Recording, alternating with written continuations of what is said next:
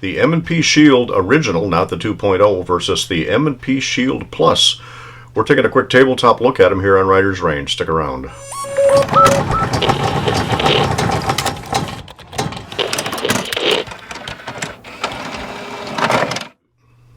I want to welcome you to Rider's Range, and we're going to take a quick side-by-side look at the original M&P Shield, again, not the 2.0, but the original, and compare that with the Shield Plus that just recently came out. So I'm real happy with the original Shield. Now again, this is not the 2.0. This is the original Shield model. However, when they came out with the Plus, I was kind of intrigued. I stopped by my local gun shop. Lo and behold, they had one. And yeah, I paid retail for it, but that's okay. It is worth it to make the comparison here. And there are some differences. Now, we have not shot the Shield Plus. I've got a lot of rounds to the original Shield.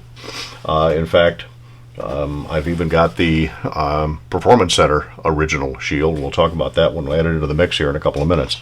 And there are some differences between these, but I don't anticipate that they're going to amount to anything really different out on the range. So let's look at some of the differences.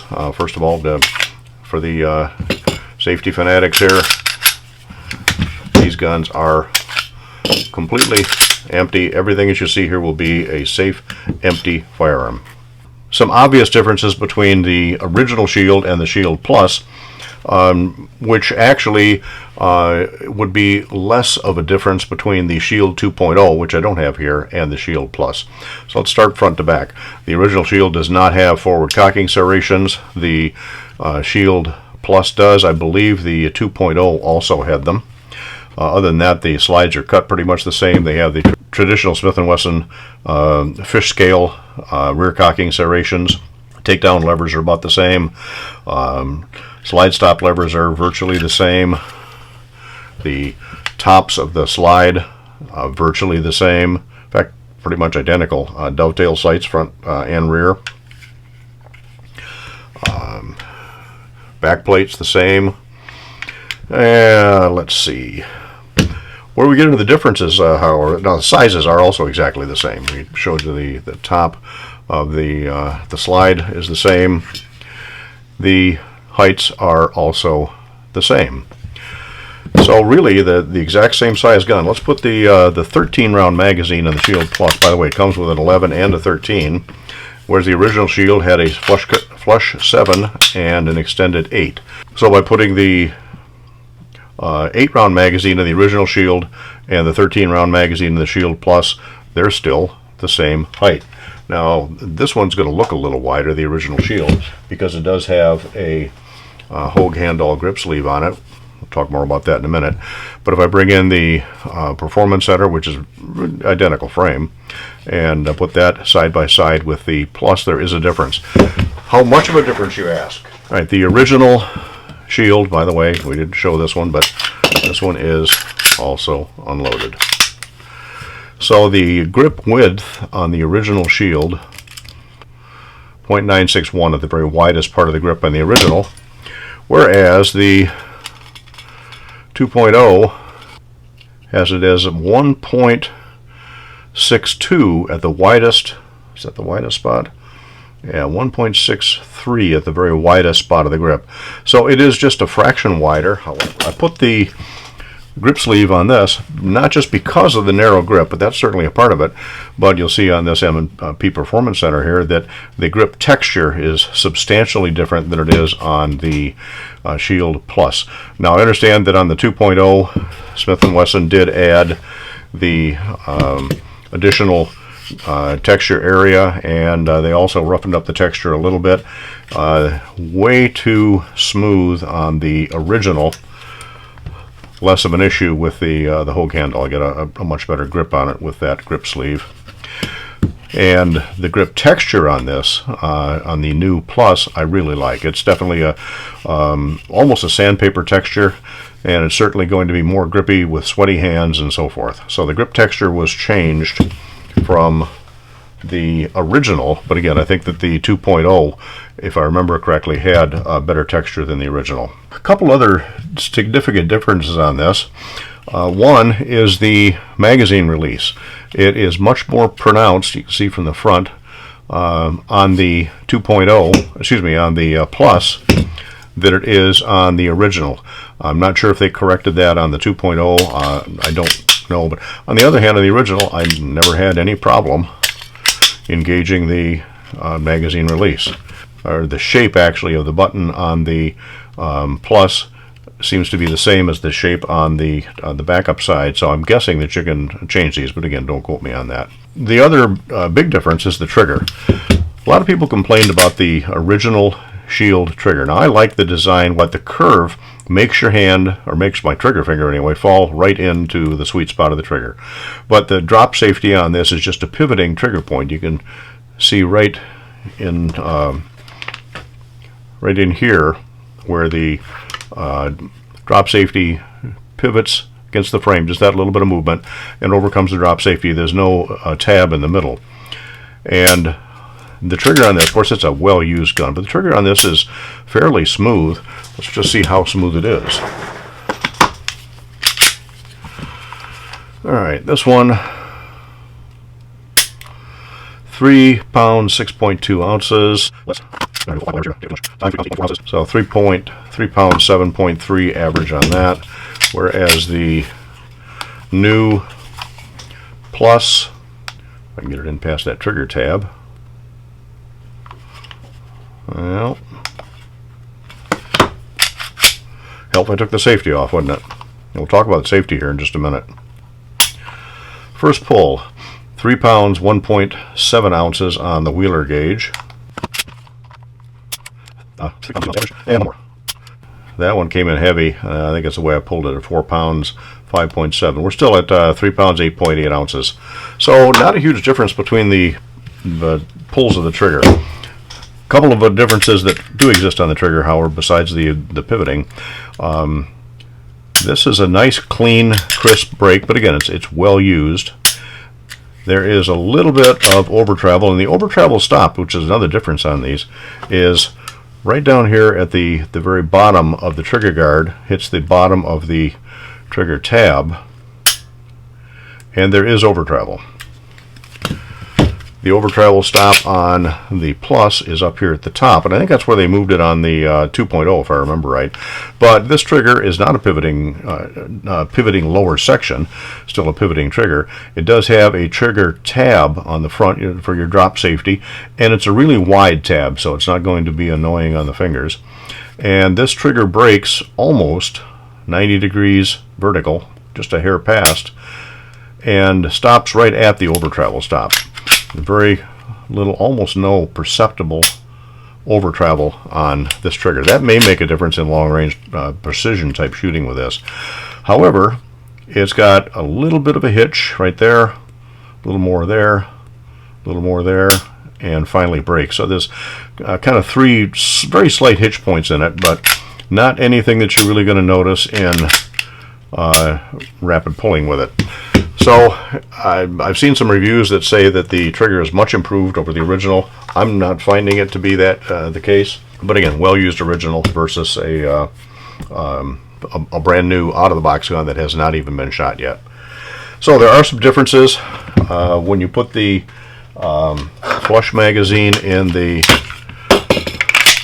Plus, which is by the way, a 10-round magazine, as opposed to a flush magazine in the original, which is a 7-round magazine. They're still the same height. Is there any difference in weight though? And there really shouldn't be. However, I found that there might be. All right, I'm going to pop magazines out of both of these so there's no difference in weight there. And I'm going to use the Performance Center one.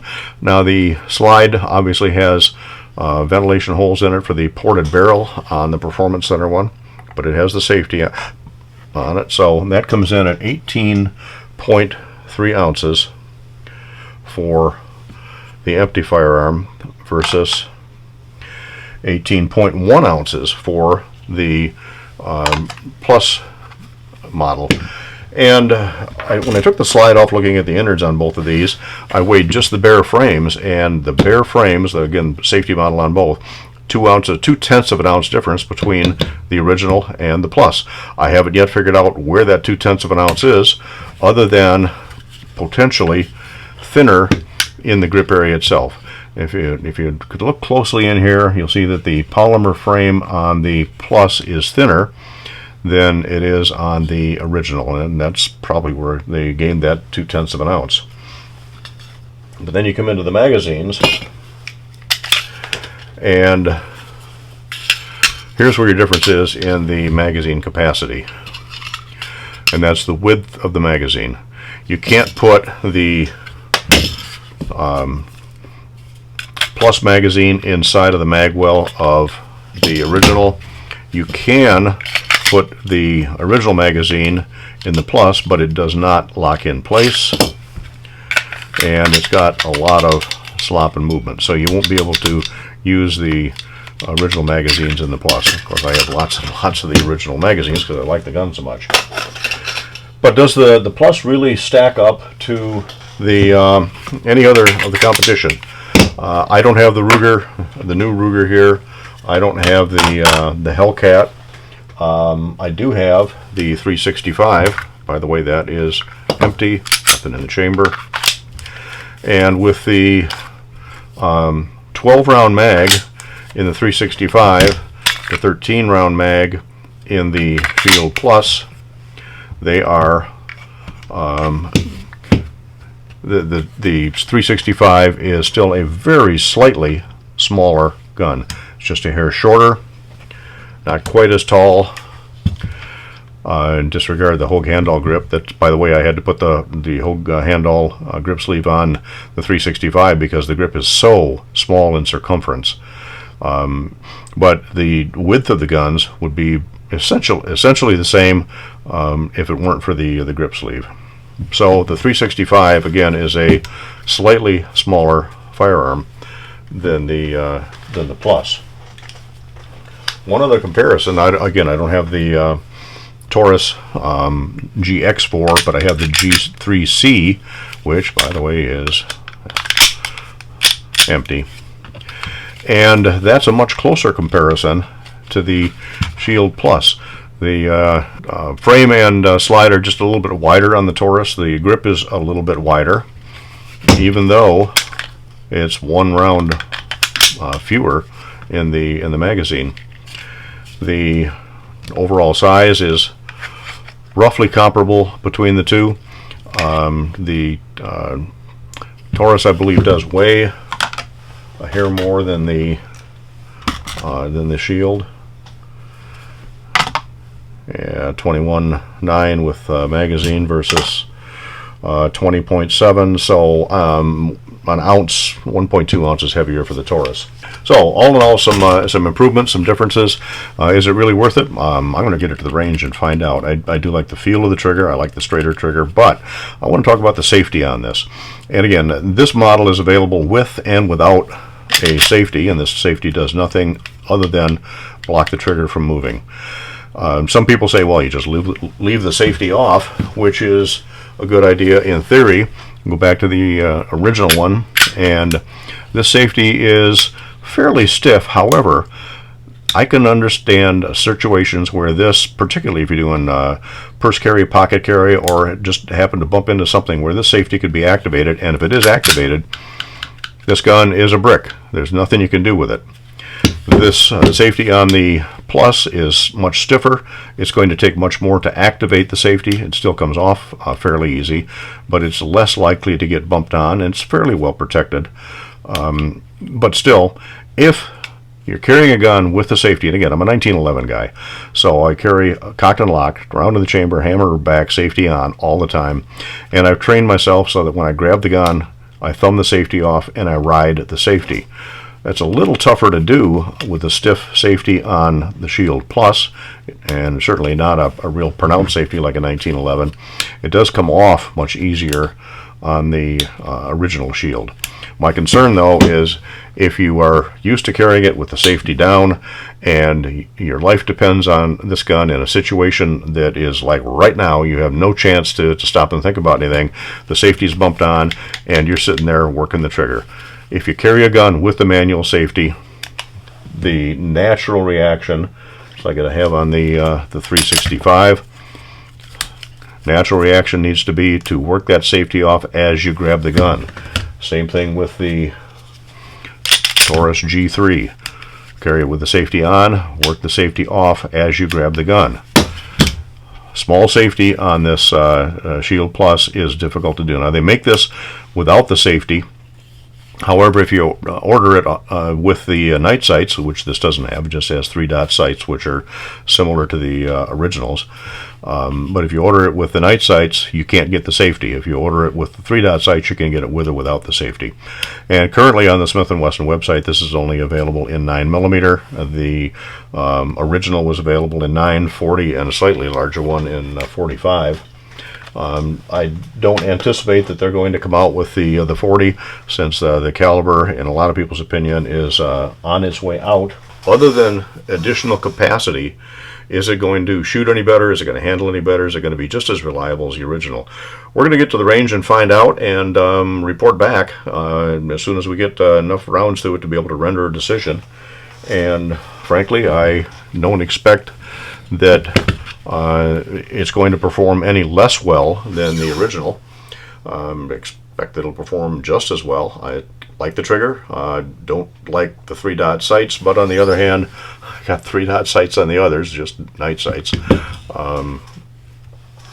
But time will tell. So Smith & Wesson is kind of late to the party in making it bigger, although when the original one came out, that was the best game in town for capacity and size and carry. And again, I really, really like the original. I anticipate I'm going to like the Plus just as much, maybe better. Is it going to replace my 1911? Probably not. Will it even replace my my 365? Yeah, I don't know. Let's see how it works.